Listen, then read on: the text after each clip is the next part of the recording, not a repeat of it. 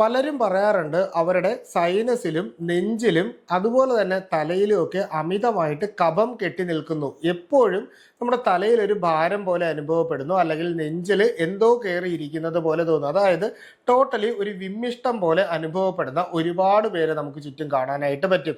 എന്നാൽ ഇത്തരക്കാരെ സംബന്ധിച്ച് പലപ്പോഴും ചിലർ പറയാറുണ്ട് കോവിഡ് മഹാമാരി വന്നതിന് ശേഷം പലർക്കും ഇത്തരത്തിലുള്ള പ്രശ്നങ്ങൾ കൂടുന്നതായിട്ട് കണ്ടിട്ടുണ്ട്. അതുപോലെ തന്നെ പൊടിയടിക്കുന്നത് കൊണ്ട് ഒരുപാട് ഇങ്ങനെ തോന്നാറുണ്ട്. തണുപ്പ് കൂടുതലായിട്ടുള്ള സമയത്ത് കഫക്കെട്ട് വിട്ടുമാറാതെ നിൽക്കുന്നുണ്ട്, ഇങ്ങനെയൊക്കെ പറയും. അപ്പോൾ ഇവരോടൊക്കെ നമ്മളൊന്ന് സംസാരിച്ചാൽ, അല്ലെങ്കിൽ ഈ കാണുന്ന നിങ്ങൾ തന്നെ ഒന്ന് ആലോചിച്ച് നോക്കിക്കോളൂ. അപ്പോൾ നിങ്ങൾ എന്താ ചിന്തിക്കുന്നത്? നമ്മുടെ ശരീരത്തിൻ്റെ അകത്തുള്ള രോഗപ്രതിരോധ ശേഷി, അതായത് ഇമ്മ്യൂണിറ്റി കുറയുന്നത് കൊണ്ടാണ് നമ്മുടെ ശരീരത്തിൻ്റെ അകത്ത് കഫം സൈനസിൻ്റെ അകത്തോ നെഞ്ചിലോ അല്ലെങ്കിൽ നമ്മുടെ ഈ പറയുന്ന മുഖത്തിൻ്റെ ഈ ഒരു ഭാഗത്തോ തലയിലോ ഒക്കെ കൂടുതലായിട്ട് കെട്ടുന്നത് എന്നുള്ള ഒരു ചിന്താഗതി കാണും. പക്ഷേ ഇവിടെ നമ്മൾ മനസ്സിലാക്കാനുള്ളത് നമ്മുടെ ഇമ്മ്യൂണിറ്റിക്ക് ഒരു പ്രത്യേകതയുണ്ട്. അതായത് ഇമ്മ്യൂണിറ്റി ഓവർ ആക്റ്റീവായിട്ട് നമ്മുടെ ബോഡിയിലേക്ക് വരും. ഇതിനെ ഹൈപ്പർ സെൻസിറ്റിവിറ്റി എന്ന് പറയും. അതായത് നമ്മുടെ ശരീരത്തിൽ സാധാരണ ഒരു മനുഷ്യന് പൊടിയടിക്കുമ്പോൾ തുമ്മൽ വരുന്നില്ല, പക്ഷേ മറ്റൊരാളെ സംബന്ധിച്ച് പൊടിയടിക്കുമ്പോൾ തുമ്മൽ വരുന്നുണ്ട്. ഞാനൊരു എക്സാമ്പിൾ പറയാണ്. അപ്പോൾ എന്തുകൊണ്ടാണ് അങ്ങനെ ഉണ്ടാവുന്നത്?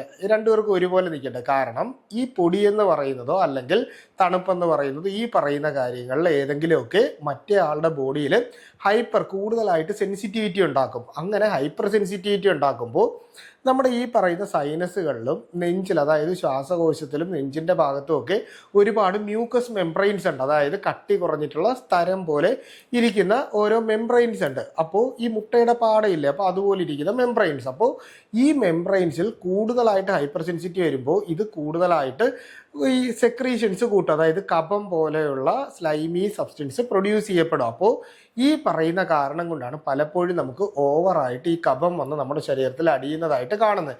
അപ്പോൾ പലരും വിചാരിക്കും നമ്മളൊന്ന് ആവി പിടിച്ചാലോ അല്ലെങ്കിൽ ആൻറ്റിബയോട്ടിക് എടുത്താലോ അല്ലെങ്കിൽ ഏതെങ്കിലും ആൻറ്റി ഇൻഫ്ലമേറ്ററി ഡ്രഗ്സോ അല്ലെങ്കിൽ ആൻറ്റി ഹിസ്റ്റമിൻ ആയിട്ടുള്ള ഗുളികകൾ സിട്രസിനോ അവിലോ ഒക്കെ വാങ്ങി കഴിച്ചാലോ ഒക്കെ നമുക്കിത് കുറയത്തില്ലേ? പക്ഷേ കുറയും. പക്ഷേ നമ്മൾ അറിയാനുള്ള എന്താ, നമുക്ക് ഈ പറയുന്ന മരുന്നിൻ്റെ ഡോസ് വിട്ട് കഴിഞ്ഞാൽ വീണ്ടും ഈ രോഗം തിരിച്ച് നമ്മുടെ ശരീരത്തിലേക്ക് വരും. അപ്പോൾ പൂർണ്ണമായിട്ട് ഇത് മാറുന്നതിന് വേണ്ടിയിട്ട് നിങ്ങളിൽ എത്ര പേര് ചിന്തിച്ചിട്ടുണ്ട് നമ്മുടെ ശരീരത്തിൻ്റെ അകത്തുള്ള വൈറ്റമിൻസിന് ഇതിൻ്റെ അകത്ത് എന്തെങ്കിലും തരത്തിലുള്ള റോൾ ഉണ്ടോ എന്ന്? സത്യത്തിൽ നമ്മുടെ ശരീരത്തിൽ ചില തരത്തിലുള്ള വൈറ്റമിൻസിൻ്റെയും മിനറൽസിൻ്റെയും കുറവുണ്ടായി കഴിഞ്ഞാൽ നമുക്ക് ഈ പറയുന്ന പ്രശ്നം ഉണ്ടാകാനുള്ള സാധ്യതയുണ്ട്. അതിൽ ഏറ്റവും പ്രധാനപ്പെട്ടത് വൈറ്റമിൻ ഡി ആണ്. നിങ്ങളുടെ വൈറ്റമിൻ ഡി ചെക്ക് ചെയ്ത് നോക്കുമ്പോൾ 30-ൽ താഴെയാണ് എന്നുണ്ടെങ്കിൽ നമ്മുടെ ഇമ്മ്യൂണിറ്റി കുറയാനുള്ള ഒരു സാധ്യതയുണ്ട്. ഇതിലൂടെ തന്നെ ഹൈപ്പർ സെൻസിറ്റിവിറ്റി റിയാക്ഷൻസ് കൂടാനും നമുക്ക് രാവിലെ എഴുന്നേൽക്കുമ്പോൾ മൂക്കിലും ഈ തൊണ്ടയുടെ ഭാഗത്തും ചെവിയൊക്കെ അടച്ചിരിക്കുന്നത് പോലെയും കഫം ഇങ്ങനെ വന്ന് നിൽക്കുന്ന, വെയിൽ അത്യാവശ്യം വന്നു കഴിയുമ്പോൾ കുറയുന്നത് പോലെയുള്ള ഒരു ലക്ഷണം ഉണ്ടെങ്കിൽ നിങ്ങളുടെ വൈറ്റമിൻ ഡി കുറഞ്ഞതിന് ശേഷം നിങ്ങൾക്കുണ്ടാവുന്ന പ്രശ്നമാണ് ഇതെന്ന് മനസ്സിലാക്കുക. ഇനി നമുക്ക് വൈറ്റമിൻ സിയുടെ ഒരു കാര്യത്തിലേക്ക് വരാം. അതായത് നമ്മുടെ ബോഡിയിൽ ഇമ്മ്യൂണിറ്റി കൃത്യമായിട്ട് ഉണ്ടാകണമെങ്കിൽ അവിടെ വൈറ്റമിൻ സി ആണ് ഏറ്റവും അത്യാവശ്യമായിട്ട് വരുന്നത്.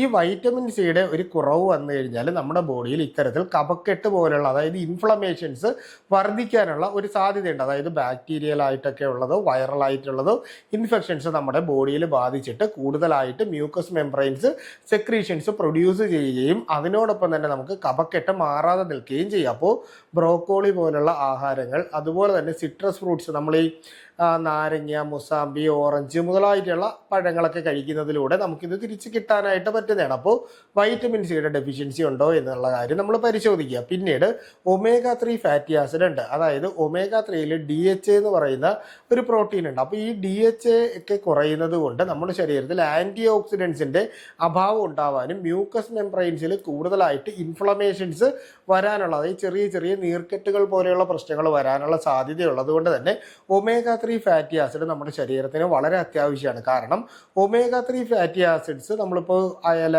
മത്തി, ചൂര അങ്ങനെയുള്ള മീനുകൾ കഴിക്കുന്നതിലൂടെ, ഫ്ലാക്സ് സീഡ്, ചിയ സീഡ് മുതലായിട്ടുള്ള സീഡ് വർഗ്ഗങ്ങൾ കഴിക്കുമ്പോഴൊക്കെ ഒമേഗ 3 നമുക്ക് കിട്ടും. അപ്പോൾ അങ്ങനെ ഒമേഗ 3 ജസ്റ്റ് ഒന്ന് ബാലൻസ് ചെയ്യേണ്ടത് വളരെ അത്യാവശ്യമാണ്. പിന്നീട് നമുക്ക് ചിലർ പറയാറുണ്ട് മൂക്കിൽ മണം കിട്ടുന്നില്ല, മൂക്ക് എപ്പോഴും അടഞ്ഞിരിക്കുന്നു, അതുപോലെ തന്നെ നമ്മുടെ മൂക്കിൻ്റെ അകത്ത് എന്തോ ഇങ്ങനെ അടഞ്ഞിട്ട് നമുക്ക് ശ്വാസം എടുക്കാനായിട്ട് പറ്റുന്നില്ല മുതലായിട്ടുള്ള കാര്യങ്ങൾ പറയുമ്പോൾ ഇവിടെ നമ്മൾ വൈറ്റമിൻ ഇ നമ്മുടെ ശരീരത്തിൽ കുറവുണ്ടോ എന്നുള്ളൊരു കാര്യം മനസ്സിലാക്കണം. അപ്പോൾ വൈറ്റമിൻ ഇ കുറഞ്ഞു കഴിഞ്ഞാൽ നമുക്ക് ഈ പറയുന്ന രീതിയിലുള്ള ബുദ്ധിമുട്ടുകൾ വരാനുള്ള സാധ്യതയുണ്ട്.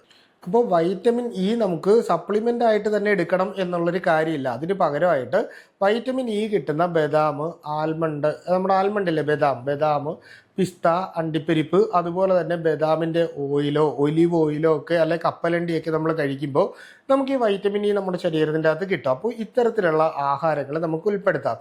കാൽസ്യം, മഗ്നീഷ്യം മുതലായിട്ടുള്ള മിനറൽസിൻ്റെ അഭാവം കൊണ്ട് പലപ്പോഴും നമ്മുടെ ശ്വാസകോശത്തിൻ്റെ അകത്തുള്ള മെംബ്രൈൻസിൽ ഇൻഫ്ലമേഷൻ ഉണ്ടാകാനുള്ള സാധ്യതയുണ്ട്. അപ്പോൾ ഇത്തരത്തിലുള്ള കാര്യങ്ങൾ നമ്മുടെ ശരീരത്തിൽ കിട്ടുന്നുണ്ടോ എന്നുള്ളതും കൂടി ഒന്ന് മനസ്സിലാക്കണം. ഇനി ഇതിന് വേണ്ടിയിട്ട് നമുക്ക് വീട്ടിൽ ചെയ്യാൻ പറ്റുന്ന കാര്യങ്ങളും ഒന്ന് രണ്ട് ചെറിയ മരുന്നുകളെയും പറ്റിയിട്ടാണ് ഇനി പറയുന്നത്. അതിൽ ഏറ്റവും പ്രധാനപ്പെട്ടത് ദശമൂല രസായനം എന്ന് പറഞ്ഞിട്ട് നമുക്ക് എല്ലാ ആയുർവേദ മരുന്ന് ഷോപ്പുകളിലും വാങ്ങാനായിട്ട് കിട്ടും. ഈ ദശമൂല രസായനത്തിൻ്റെ പ്രത്യേകത എന്ന് പറഞ്ഞാൽ ഇത് കഴിക്കുമ്പോൾ നമ്മുടെ തൊണ്ടയിൽ ജസ്റ്റ് ഒന്ന് അലിയിച്ചിട്ടാണ് നമ്മൾ കഴിക്കുന്നതെങ്കിൽ ഈ രസായനം എപ്പോഴും നമ്മുടെ ഇമ്മ്യൂണിറ്റി വർദ്ധിപ്പിക്കുന്നതിനും അതുപോലെ തന്നെ ഇത്തരത്തിലുള്ള മ്യൂക്കസ് മെംബ്രെയിൻസിൻ്റെ സെക്രീഷൻ കുറയ്ക്കുന്നതിന് വേണ്ടിയിട്ട് സഹായിക്കും. ഇനി ഇത് എന്ന് പറഞ്ഞാൽ പെട്ടെന്നൊരു ഇതുണ്ടായാൽ ദശമൂല രസായനം കഴിക്കാം. എന്നാൽ ഒരുപാട് നാളായിട്ട് നമുക്ക് ഈ കഫക്കെട്ട് മാറാതെ നിൽക്കുന്ന ഒരവസ്ഥയും തൊണ്ടവേദനയും മറ്റ് പ്രശ്നങ്ങളുമാണെങ്കിൽ അഗസ്ത്യ രസായനം എന്ന് പറയുന്ന ഒരു ലേഹ്യമുണ്ട്. അപ്പോൾ അഗസ്ത്യ രസായനം 1 ടീസ്പൂൺ വെച്ച് രാവിലെയും രാത്രി ആഹാരത്തിന് അരമണിക്കൂർ മുൻപ് കഴിക്കുന്നത് എപ്പോഴും നമ്മുടെ ശരീരത്തിൽ ഇമ്മ്യൂണിറ്റി വർദ്ധിക്കാനും ഇത്തരത്തിലുള്ള കഫം കൂടുതലായിട്ട് ഇളകി പോകുന്നതിന് വേണ്ടിയിട്ട് സഹായിക്കും. എന്നാൽ കുട്ടികളിലാണ് അവർക്ക് ഇമ്മ്യൂണിറ്റി കുറവാണ്, അതായത് ഇടയ്ക്കിടയ്ക്ക് പനി വരുന്നുണ്ട്, കഫക്കെട്ട് വരുന്നുണ്ട്, ജലദോഷം വരുന്നുണ്ട്, മൂക്കടപ്പ്, തൊണ്ടവേദന, ഇങ്ങനെ എപ്പോഴും ഹോസ്പിറ്റലിൽ കയറി ഇറങ്ങുന്ന ഒരു രീതിയാണെങ്കിൽ കുട്ടികൾക്ക് കൊടുക്കാനുള്ളത് ചവനപ്രാശമാണ്. ഇതിൻ്റെ അകത്ത് നെല്ലിക്ക നല്ല രീതിയിൽ അടങ്ങുന്നത് കൊണ്ട് തന്നെ നമ്മുടെ ഇമ്മ്യൂണിറ്റി നല്ല രീതിയിൽ വർദ്ധിപ്പിക്കാനും നമുക്ക് ഇത്തരത്തിലുള്ള റിക്കറൻറ്റ് ഇൻഫെക്ഷൻസ് ഒഴിവാക്കുന്നതിന് വേണ്ടിയിട്ടും ഇത് നല്ല രീതിയിൽ സഹായിക്കും. ഇനി നമുക്ക് മൂക്കടപ്പും അതുപോലെ തന്നെ തൊണ്ടവേദനയൊക്കെ ആണെങ്കിൽ വ്യോഷാദി വടകം എന്ന് പറയുന്ന ഒരു മെഡിസിൻ നമുക്ക് വാങ്ങാനായിട്ട് കിട്ടും. ചെറിയ ഗ്രാനുകൾ പോലെ 70-80 രൂപയ്ക്ക് ഒരു ബോട്ടിലിൽ നമുക്ക് വാങ്ങാനായിട്ട് കിട്ടും. അപ്പോൾ ഇത് വാങ്ങിയതിന് ശേഷം 1 ടീസ്പൂൺ വെച്ചിട്ട് നമുക്കൊരു 3 നേരമായിട്ട് വായിൽ അലിയിച്ച് കഴിക്കുവാണെങ്കിൽ നമുക്ക് ഇത്തരത്തിലുള്ള കഫജന്യമായിട്ടുള്ള രോഗങ്ങൾ പൂർണ്ണമായിട്ടും കുറച്ച് നിർത്തുന്നതിന് വേണ്ടിയിട്ട് സഹായിക്കും. ഇനി ഞാൻ നേരത്തെ തന്നെ കഫം കെട്ടി നിൽക്കുന്ന അവസ്ഥയിൽ നമുക്ക് ഈ ഉള്ളി വെച്ചിട്ടുള്ള കൊച്ചുള്ളി മരുന്നെന്ന് പറയുന്ന ഒരു മരുന്നിനെ പറ്റി ഞാൻ ചാനലിൽ ഓൾറെഡി പറഞ്ഞിട്ടുണ്ട്. അപ്പോൾ അത് നിങ്ങൾക്ക് കണ്ടു നോക്കാവുന്നതാണ്. അതിനോടൊപ്പം തന്നെ ആടലോടകത്തിൻ്റെ നീരുണ്ടല്ലോ, നീരും നമ്മൾ ഈ തേനും കുരുമുളക് പൊടിയും കൂടി ഇട്ടിട്ട് മിക്സ് ചെയ്തിട്ട് നമ്മൾ കട്ടൻ കാപ്പി ഇട്ടിട്ട് കുടിക്കുന്നത് നമുക്ക് നല്ലതാണ്. ആ പറയുന്ന പ്രിപ്പറേഷൻസിനെ പറ്റി ഞാൻ നേരത്തെ പറഞ്ഞിട്ടുണ്ട്. അപ്പോൾ ഈ പറയുന്ന രീതിയിൽ നമ്മൾ കാപ്പി ഇട്ട് കുടിക്കുന്നത് വളരെ നല്ലതാണ്. ഒപ്പം തന്നെ നിങ്ങൾക്ക് ഒട്ടും കഫം പുറത്തേക്ക് പോകുന്നില്ല എന്നുണ്ടെങ്കിൽ ആ കൊച്ചുള്ളി മരുന്നിൻ്റെ വീഡിയോ കണ്ടു കഴിഞ്ഞാൽ പൂർണ്ണമായിട്ട് നിങ്ങൾക്ക് ആ കാര്യം മനസ്സിലാവുകയും അതിനനുസരിച്ച് ചെയ്യുകയും ചെയ്യാം. അപ്പോൾ ഇത്തരത്തിലുള്ള വൈറ്റമിൻ ഡെഫിഷ്യൻസികളെ പറ്റി കൂടി നമ്മൾ ആലോചിച്ചുകൊണ്ട് വേണം കഫക്കെട്ടിനെ പറ്റിയിട്ട് ചിന്തിക്കാനുള്ളത്.